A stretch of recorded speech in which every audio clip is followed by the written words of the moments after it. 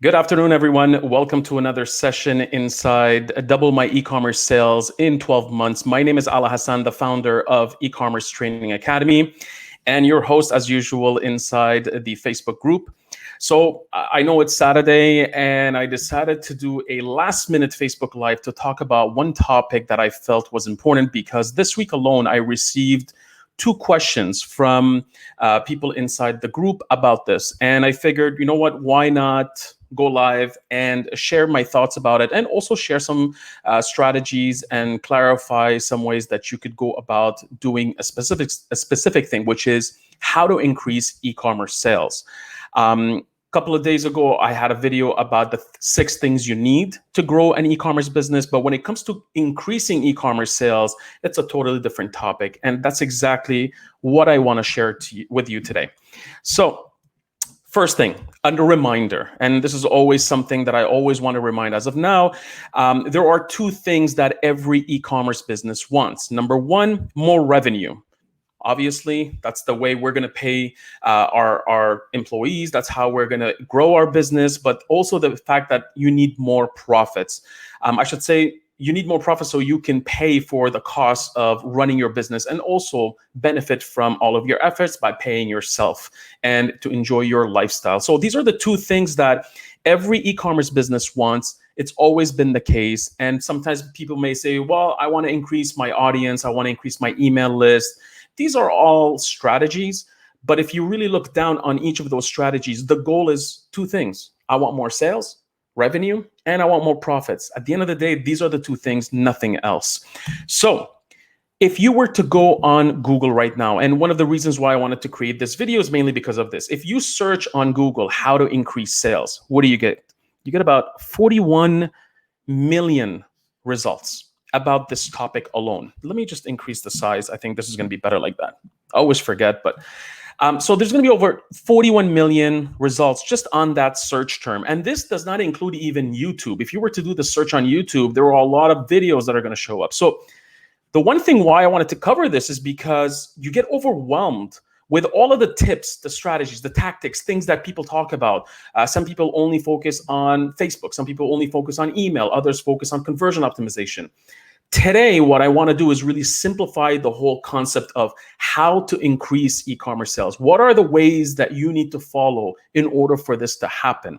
Now, there are only 3 ways, and this is based on my experience, based on the last 18 plus years doing this stuff. Now, before we start and go through these different 3 ways, I want to talk about 2 important topics. Number 1, understand there are 6 things you need to grow the e-commerce business. These are not ways, these are things that you need. I've covered this inside the group, and you can look at also inside the channel. These things include, I made a video about this. So a strategy, you need money, you need product, you need people, you need technology, and you need time. I'm not going to go through each of those here because I have a full video that speaks about this, so you can watch it. But that's the first thing that you really need to consider, because the ways I'm going to share with you are different from the things I've spoken about. You need these 6 things if you want to grow the business. That's 1. Without these 6 things, you'll notice that you'll have a very hard time growing the business. You can't grow it without the product. You can't grow it without a strategy. You can't grow it without people. You need money and so on and so forth. So again, if you haven't watched that video, make sure to spend time on it. Second, understand the difference between strategies and tactics. You guys have heard me talk a lot about strategies and how much of a big fan I am of strategies. So you get overwhelmed when you search on Google, when you search on YouTube on how to increase sales, because most of the things, most of the knowledge that is currently being shared across the web is all about tactics. So what's the difference? Strategies are goals. And again, I'm trying to simplify it so it's easy for you to comprehend. Strategies are goals. Tactics are actions to help you achieve these goals. So you may have a strategy to help you generate more leads. Great, that's your goal. You want to make sure that this goal is also very specific. It has measurable, attainable, realistic, and time-bound, the SMART concept. So again, we've made videos about this. So when you set up these strategies, great. Now that you know what is it that you're trying to achieve, let's say you want to build out your email list. Great. How do you go about doing this? What are some of the actions that you're going to take to help you build that email list so you can generate more leads? Well, I might put up a pop-up on my website. I might offer a buying guide as a downloadable incentive for people to submit their email in exchange for this PDF. I might launch a contest. These are tactics. But at the end of the day, the strategy is what? I want to increase my email subscribers list, because in the end, obviously, email is what's going to help you drive sales and traffic back to your website and so on and so forth. So keep this in mind. Strategies are goals and tactics are actions to achieve these goals. Now, why do I like strategies as much? Well, strategies are long-term. Tactics are constantly changing. And you see this right now if you're part of many Facebook groups, everyone is always chasing the next big thing.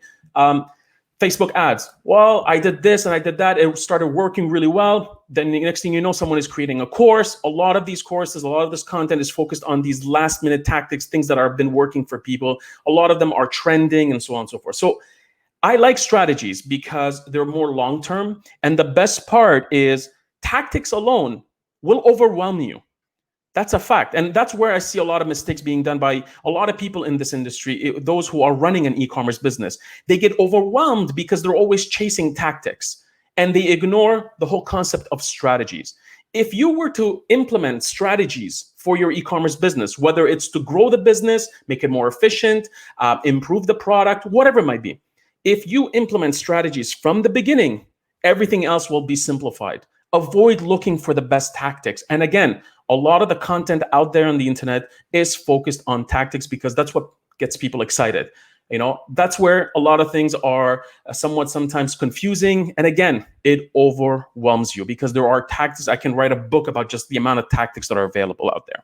So strategies, on the other hand, especially those that are proven, are going to help you focus. And what I usually like is, why reinvent the wheel with strategies when you can implement strategies that have been working really well for many established e-commerce brands in the last 2 decades. In the last 20 years, a lot has been tested.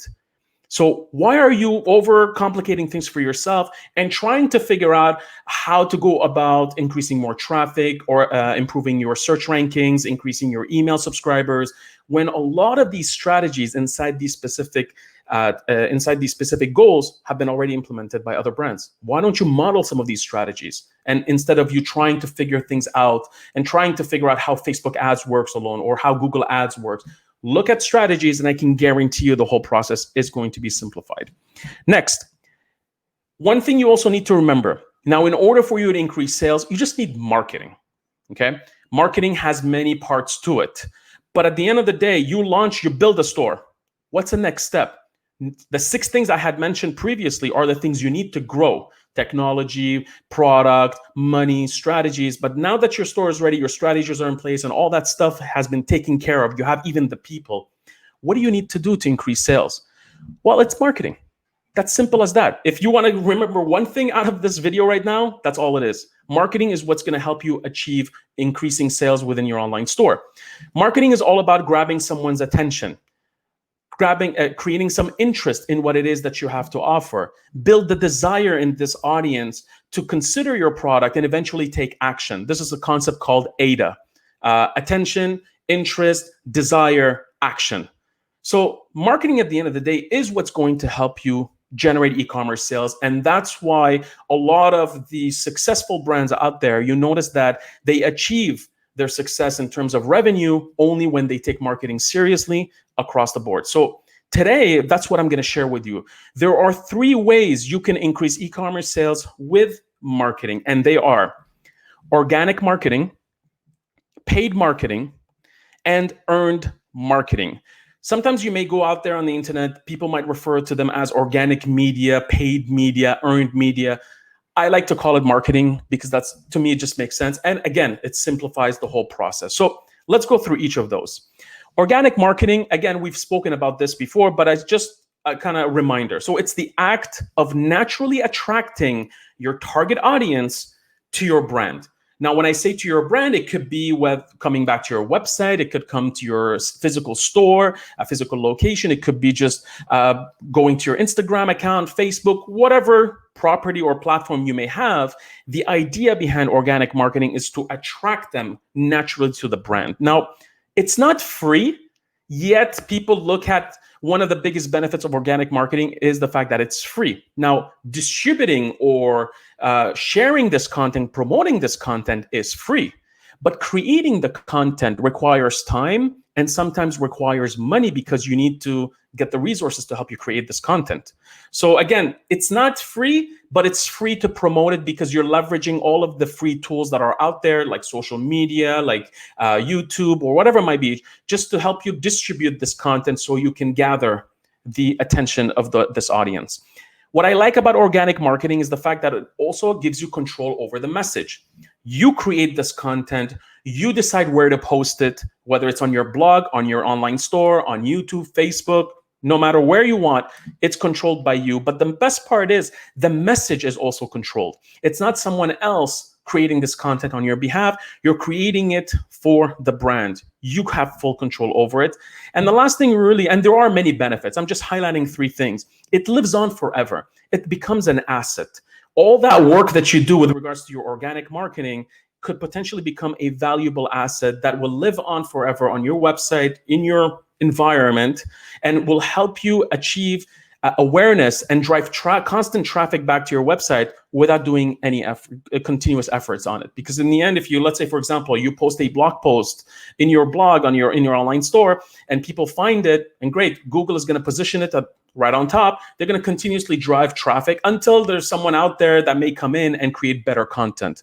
So yes, it lives on forever, but you should always consider improving it because there's always new content coming out, or maybe your content becomes outdated. So you always want to make sure you're refreshing it.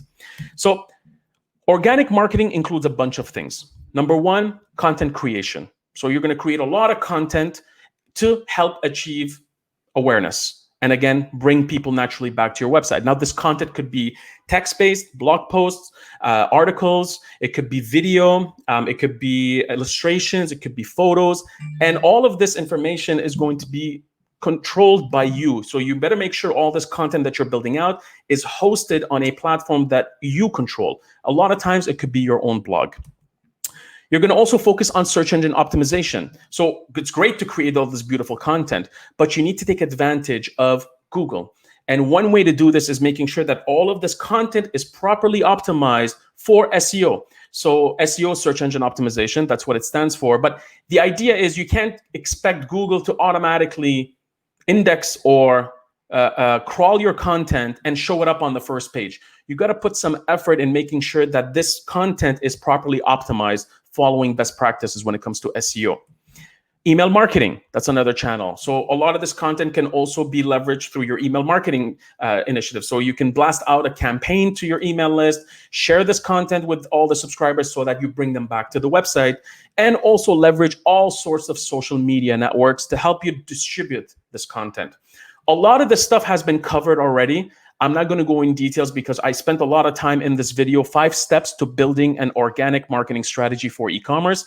It's available on the eCommerce Training Academy, also inside the Facebook group. You can watch the video there. This presentation, I'm going to share it. So again, you can just click on this image and it will automatically take you to the blog post at the end of the session. So that's for organic marketing. So the way number 2 on how to drive more e-commerce sales is paid marketing. Now, paid marketing is anytime you pay to promote your content, product, or brand across the web, online or offline. The one thing that you have to differentiate paid and organic is the fact that now you spend money on ads. You spend money to put this content, to put a promotion, to put a sale in front of the audience that you're targeting. You have to have a budget for this, obviously, unlike organic marketing, where you're not spending money to advertise, to distribute this content. You only spend money to create this content. Paid marketing, it's both. You're spending money to create those ads, those promotions, and also you got to pay money to distribute them. Now, it could become very costly if it's not done right. That's why when it comes to paid marketing, I always tell people hire either someone that is very knowledgeable when it comes to advertising. You can have someone that can come in that understands a little bit of Facebook, a little bit of Google, a little bit of banner ads, YouTube ads, and so on to get you started. Eventually, as you see results from, let's say, only Facebook, well, how can you take it to the next level? That's when you would want to hire someone that knows about this stuff, or even yourself get educated about Facebook, advanced Facebook targeting, marketing tactics, especially around advertising.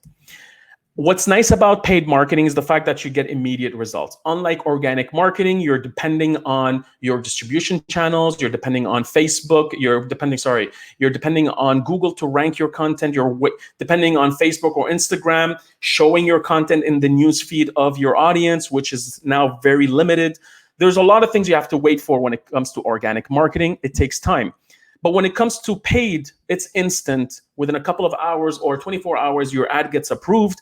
Immediately, you start seeing traffic. And with time, as Facebook or Google start learning about your audience, the algorithm starts improving, and eventually you start getting results if it's done right. Again, sometimes you may spend $1,000, $3,000. Heck, I've spent once $10,000 in 3 days on Facebook without a single result because we made a mistake in how the ad was created. The best part, also part of this campaign, the mistake that was done is the landing page had problems. So you can have the best paid campaign, but if the landing page is not good, then you're not going to get sales. Again, I go back to the 6 things you need to grow an e-commerce business. Technology plays a huge role in everything that you do. What I like also about paid marketing is the fact that it will help you drive traffic and sales. Now, in the short term as well as in the long term.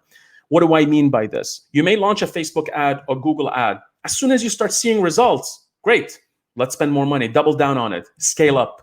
So you're spending, let's say, $100 a day on one campaign. You're getting the results that you wanted, you expected from it. Well, why not increase it by 20%, the budget, and increase it by another 20%, and so on and so forth. So in the short term, you get immediate results. Sometimes these results are positive. Sometimes they're negative. If they're negative, shut down the ad. That's great. So at least you limit your losses. But if it's good, well, why not increase the budget and scale up? Or what else can we test on this campaign to make it even better? So that's why I like paid marketing.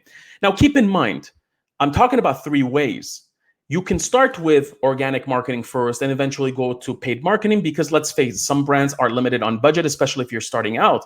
But the best approach is leveraging a mix of all 3, which I'm going to get to number 3 as well.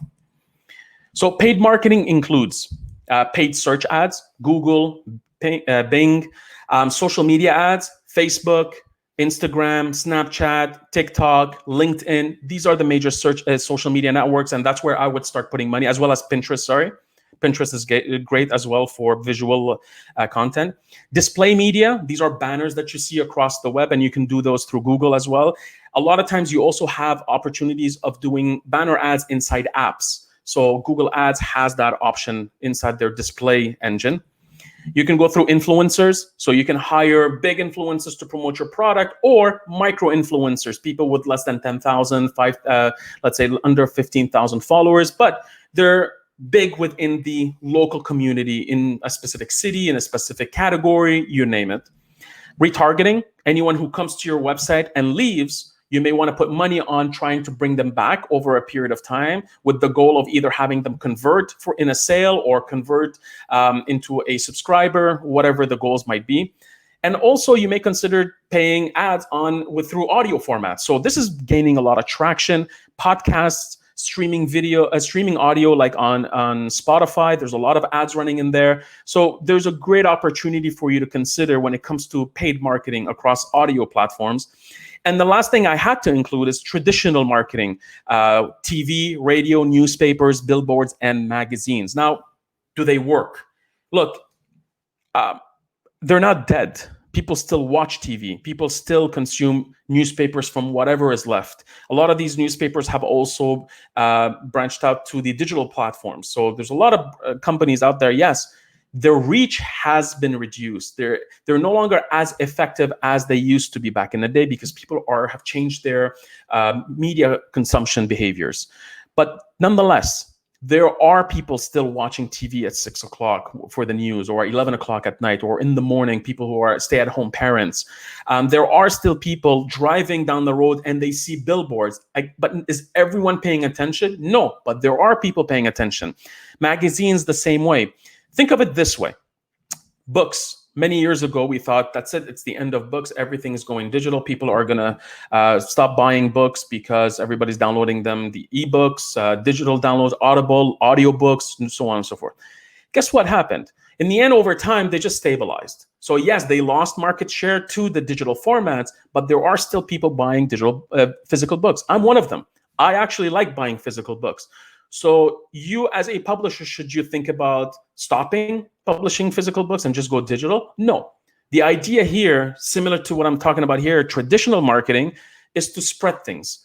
Diversify your efforts. Do not rely only on one channel. And when it comes to traditional TV, radio, newspaper, and all that, allocate a budget and keep on testing. Now, should you have a commercial every single month? Maybe not. Maybe you want to reduce it from let's say every month, having a campaign to, let's say, 3 times a year. Do not eliminate them, but have it as part of the marketing mix. Again, we've done a video about this, the 7+ most important digital marketing channels for e-commerce. Just click on this video. You can go on the blog, eCommerce Training Academy, or inside the group, you'll see a video about this topic, where I go a little bit more in details. The last thing you need to consider, the last way for you to increase sales is through earned marketing. And a lot of times we forget about this. And earned marketing is usually automatic. It's done in the background, but you can boost the results of earned marketing in a couple of ways, which we'll discuss.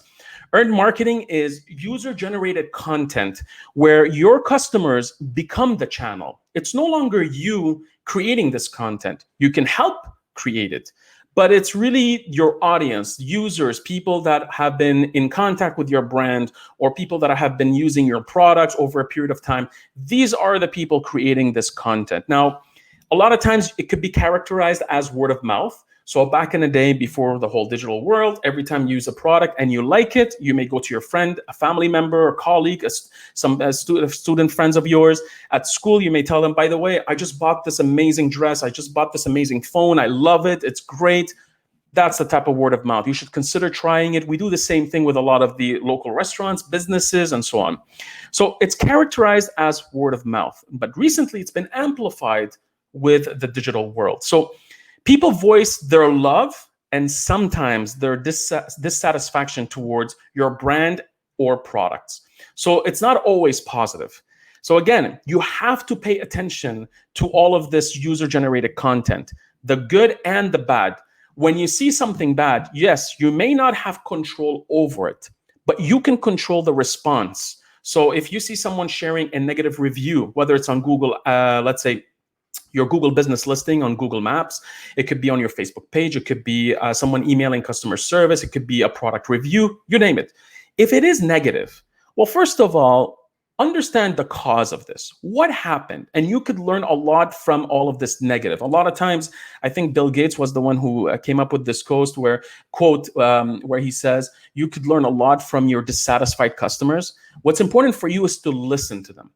E-commerce is in an advantage right now because of the fact that we are all digital. Everything is made digital. So there are many tools out there that will allow you to listen to what's being said about you. Even doing a simple search on Instagram hashtags, or anytime somebody mentions your brand on Instagram, Facebook, Twitter, anywhere, you can easily search that content without even using a tool. What's important is for you to pay attention to it, and responding to this negative feedback is critical, because let's face it, no one out there is perfect. There's no brand out there, including Apple or including Nike or including any brand out there. There's always something bad that they've done, or they have a bad product, whether it's Microsoft, Google, everyone out there.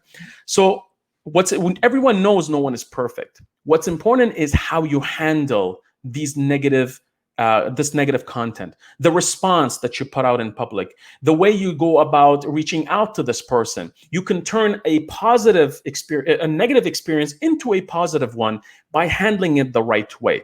And that's why I say, yes, you have no control onto what about what people are going to say about your brand, but you have control about how you can respond. And also, going forward, you can control what is being said if you actually care about improving your product or your service. So again, there's a couple of ways of going at it. Is it instant? No. It takes time to help you improve, but you can use this user-generated content to your advantage going forward. So what does earned marketing include? It could be product reviews on your website or other websites out there. Mentions on social media. Sometimes people will go on social media and put out let's say they get a box. I know that sometimes my wife gets a box from Sephora. She may do a video Instagram story, or some people might do an Instagram live video opening the whole unboxing. Try this. Go on Google right now and search your competitor's brand and just say, let's say, Sephora unboxing. And you'll see a bunch of people creating, this is all user-generated content of them opening up the boxes, and you'll see exactly what's inside. And you'll learn about how these brands are going about the whole shopping experience on their website. What do they include in their boxes? How do they package their products? People are creating this type of content. That's all UGC, user-generated content, available to you. So mentions on social media is important for you, because that's why I always say, and inside, I forgot which video, I always mention, on social media, when people ask me, should I be across all social media? Should I be doing Facebook, Instagram? I said, listen, you need to focus. But there's one thing you need to understand and you need to really take into account. You need to be visible and you need to be reachable on social media. If someone buys your product and they go on TikTok and they want to share it, or they go on Instagram and they want to share it through an Instagram story, a TikTok video, or on Facebook, or they visit your store, you want to make sure you're visible so that they can tag you. The best part about tagging is as soon as they start tagging you, you can use this content in the future to promote it on your own platforms. Again, with their permission, reach out to them, just make sure everything is settled. Video reviews. So a lot of times, a lot of the brands have user-generated content being distributed through YouTube, for example. Take advantage of YouTube to search for your competitors to see what are people saying about their products. It could be also testimonials. You may solicit testimonials from your audience to ask them, can you give us a review, an actual, an honest testimonial about your experience dealing with us, your experience using our products or using a specific type of product. Again, those can be solicited and can help you promote your efforts. It could be also blog posts. Back in the day, I mean, till now it's being done. A lot of the mommy bloggers, a lot of influencers, before the whole influencer mania started on Instagram, before it was all on blogs. And it's still available on blogs. Like, there are influencers that constantly create content on their blog, and they use Instagram just as a distribution channel as well. So you have people that write long blog posts about their experience either buying from you or using some of your products. So how do you get people to share your content? And I wanted to give you some tactics here, not just a strategy. So the one thing you need to do is you got to ask for it. If you don't ask your audience to share this content, why would they bother? So for example, when people buy your products, well, after 30 days, after 21 days, make sure you trigger an email asking them for a product review. All of this stuff can be automated. When you ship your products, you don't have a software? No problem. Just put in a insert inside your packages. Thank you for purchasing this product. Please take a moment to review this item. It will benefit everyone else out there. You know, put in some reasons as to why this is going to be helpful. Again, provide them the instructions. If you're using Shopify, there are some product review feature apps available that do not cost a lot of money to get you started. Same thing with Magento and any other platform. But if you don't ask, they're not going to do it. And the same goes on even social media. So do not just say it when they buy from you. It could be that sometimes on your social media, you might put out an Instagram story, a Facebook post asking for this content.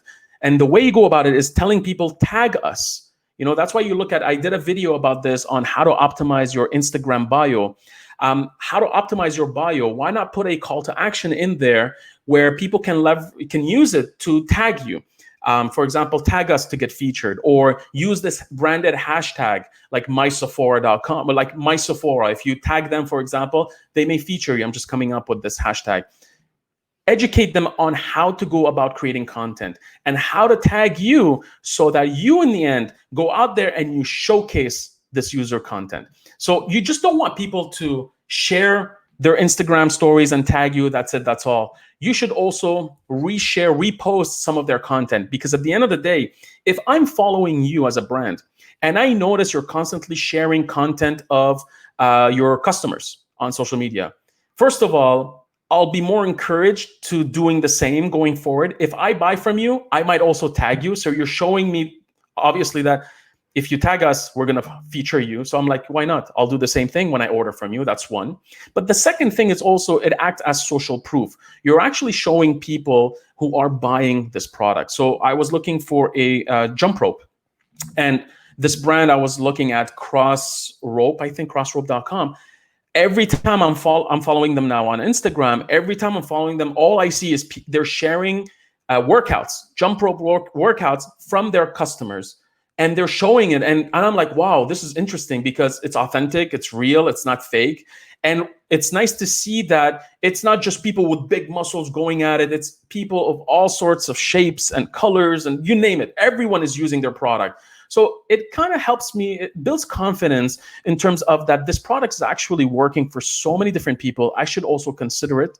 And when I see this stuff, if I do buy it from them, I may also be encouraged to share my videos with the company so that in the future, I might be promoted or featured on their Instagram. So again, you got to put an effort to boost some of this earned marketing. But if you just let it be, I guarantee you people are not going to be, it's not going to be as effective. So you really have to have a strategy when it comes to earned marketing. And a lot of times it's referred to as user-generated content. It works. So let's recap. These are the three things. So 3 ways to increase your e-commerce sales specifically with marketing. It's organic marketing, paid marketing, and earned marketing. So I hope this was useful. Do you have any questions? Please make sure to ask them in the comments right now. If you're attending, this was I wanted to make sure it's about 30 minutes long. I didn't want to go over that. It's the weekend, and I wanted to make sure that I answered these questions that people have sent in this week, because I feel that it is very, very important for you to understand how does it work when it comes to increasing e-commerce sales. If you're watching this from the recorded version, whether on YouTube, on the blog, or inside the group, please make sure to like, subscribe, or comment on the video. And if you really want to take advantage of these videos live so you can ask me questions, make sure to join the Double My E-commerce Sales in 12 Months Facebook group. So let me check in to see if there are any questions. Let me know if this was useful or not as well. That helps me really going forward when creating content. Let me see. No questions. Perfect. I guess this was easy.